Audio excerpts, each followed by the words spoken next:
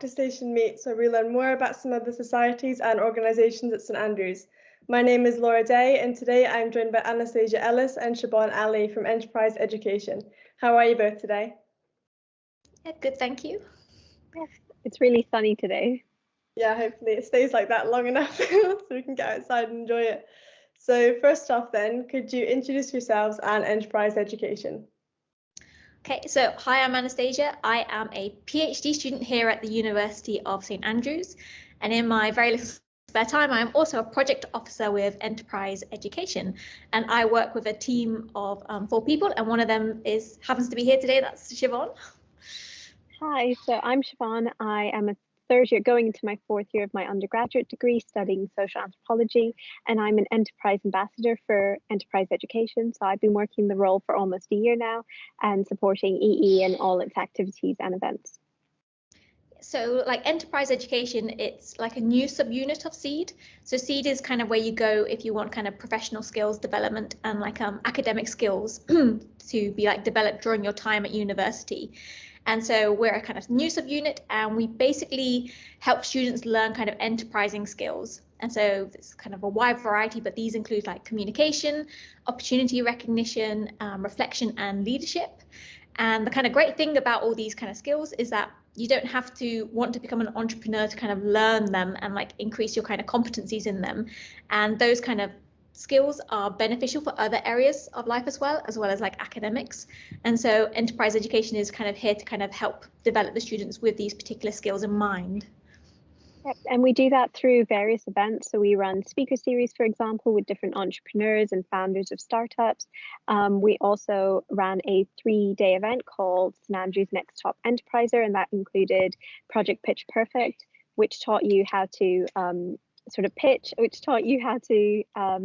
effectively. And we also did Pecha Kucha, which is a public speaking event where researchers talked about weird or interesting research areas. We also run vertically integrated programs, which are modules during the semester that you can gain extra credit for. And the team actually won the Herald Award recently for that. And most recently, we've been working on the Summer Teams Enterprise Program, which is a 6-week summer internship where you can work on a real life project for a university sponsor. That all sounds fantastic. Sounds like there are lots of really good ways to get involved for students. So you mentioned that one of the skills you might be developing was your entrepreneurship and your enterprising skills. So how do you integrate those skills with your education, and why is it important to do so?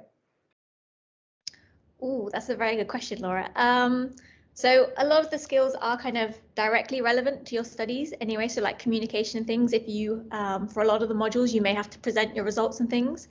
And so kind of getting kind of extra information and kind of development sessions on how to kind of increase these competencies and things will hold you in good stead in your academic kind of career.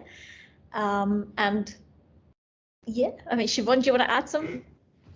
I was just thinking also it's quite hard to sometimes take away these skills from your modules and from like jobs that you're doing. And we are really sort of trying to emphasize these different skills when they're happening. So you realize that this is like an effective communication strategy, or this is an effective leadership strategy. So by highlighting these skills, hopefully you can recognize them in your day-to-day life as well. And then when you're talking about it in interviews or like in personal statements and stuff, you really have an understanding of what you've done and the skills that you've developed. Yeah, and I think enterprising and like entrepreneurship, a lot of people kind of listen to the word and think like, yeah, that's not for me. But the thing is, everybody can like develop these skill sets, and like people who think like, oh, I couldn't possibly be like an entrepreneur after university kind of attend some of the sessions and go like, actually, no, this is something I can imagine myself kind of doing and going along the lines of after university. So it's kind of broadening people's perspectives of like, there is all these opportunities out there, and we kind of help you get there by kind of giving you opportunities to develop and practice these skills and see if it's for you, or even if it's not, you've kind of learned something from it and you've kind of developed certain kind of skill sets and tools from attending some of our events that Siobhan mentioned earlier. And I think it's also important because in your future career, you'll probably be working for some sort of company or, you know, organization, whether or not you're leading it. So these skills are still really important. I'm using them, you know, in different roles in like societies and stuff at university as well. So it's not only if you want to work with an enterprise or start your own enterprise. Yeah, I think that's a really important point, that entrepreneurship is not just for those looking to have a career in business, but it's for everyone, and everybody can take something away from the courses that you offer. So lockdown, the reason I'm talking to you virtually today, has acquired a bit of a reputation for putting the brakes on a lot of creative and entrepreneurial projects. But then again, these kind of experiences help to build our resilience and our determination, which are also key skills for entrepreneurs.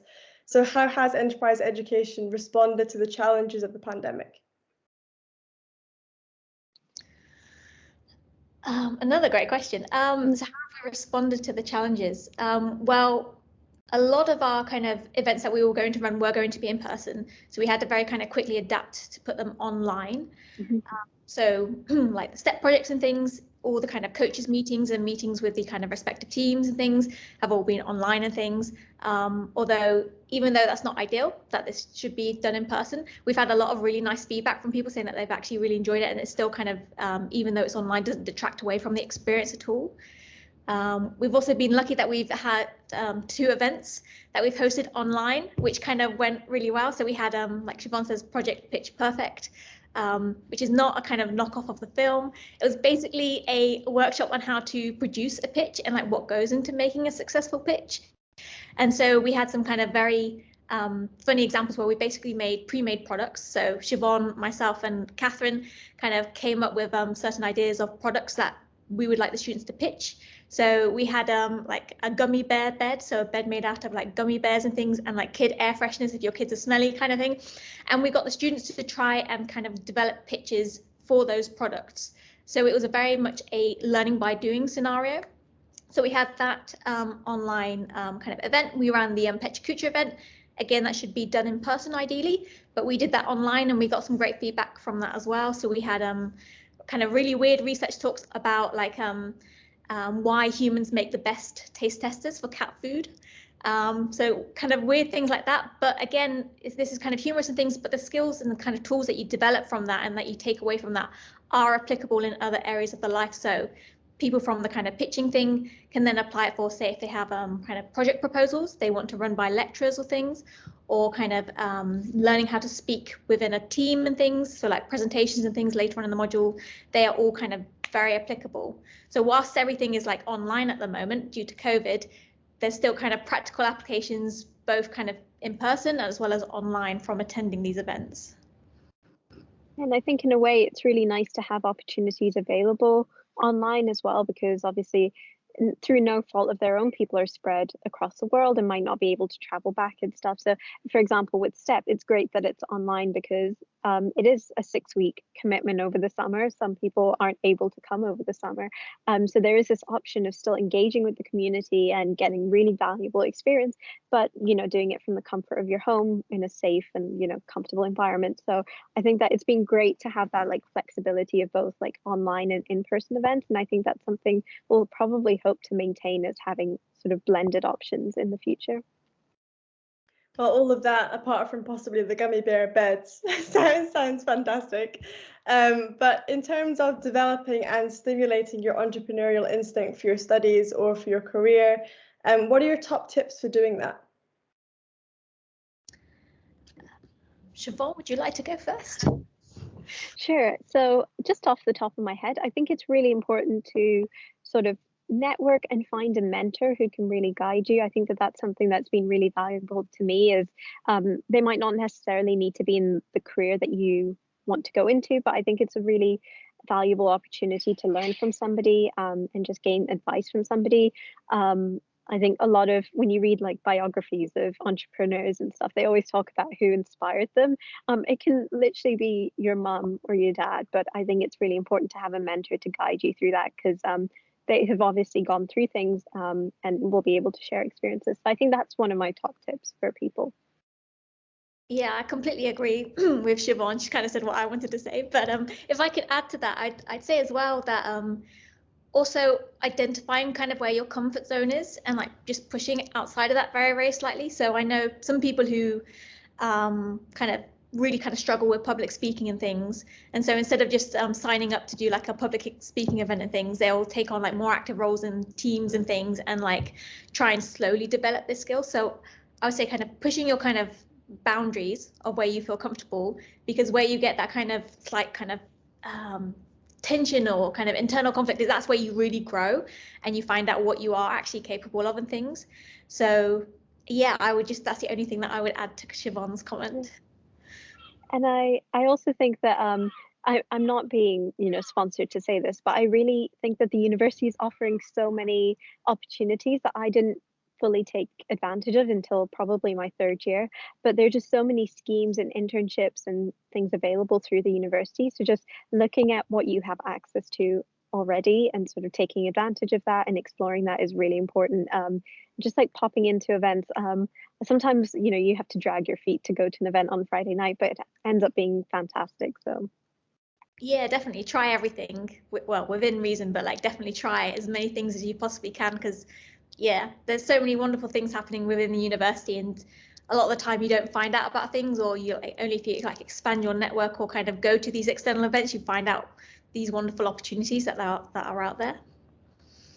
I would definitely agree with all of that, particularly the part about pushing yourself outside your comfort zone. I think that just that zone right outside your comfort zone is where the real growth lies.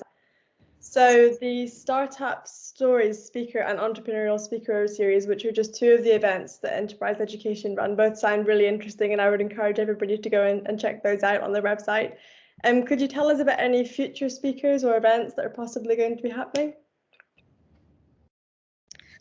Well, it's kind of currently all being kind of confirmed for the next semester, but we will be running the project Pitch Perfect again. So if anybody thinks that sounds kind of interesting, that will be running again, as well as the Petroculture event. The theme may be slightly different, but again, we'll be looking for kind of people to come and present interesting ideas and research in the Petroculture format. STEP as well will be happening again next summer. So I would encourage people, if they kind of want internships over the summer for kind of the 6-week STEP, is a fantastic opportunity to kind of join and be a part of. We have the professional skills curriculum course, which is part of enterprise education, which is called PSC plus resilience. So like you said, with resilience and determination and grit, especially in times of COVID, that would be a really good one for people to kind of pop along to. Yeah, if I missed any, Siobhan, I'm sure I missed a couple. I was just going to add the VIP modules, the award-winning VIP modules will be running next semester and semester 2 as well. So definitely check those out, because they're a great opportunity to sort of get involved in real research during your semester. And then we're always, communicating and working with different societies and entrepreneurs and startups. We've worked with various different companies over the last year or so. So we're hoping to do more like speaker series and collaborative events with them next year. Sounds like the organisation has a lot to look forward to, and students have lots to get involved in. They'll be very busy next year. So finally then, do you have a piece of advice that you'd like to give to incoming students who are about to start their journey in St Andrews? I would just like reiterate the try everything, really. Yeah. Yourself into university and other kind of socials and external kind of extracurriculars or co-curriculars. That would be my one bit of advice, is just try absolutely everything that you can. Yeah. And sort of leading on from that, I didn't realize how big Facebook was until I came to university. But honestly, it's just such a useful tool for all the different events going on, and societies publicize a lot, and there are all these different groups and stuff. So definitely try and join those and just find out what's happening. And again, try everything, like Anastasia said, is so keep informed and try new things. Anastasia, Ellis and Siobhan Ali, thank you very much for joining me this afternoon. If you would like to find out more about enterprise education or how to get involved, further details can be found on their Facebook page or on the website details floating around on the screen now. Thanks for watching. See you next week.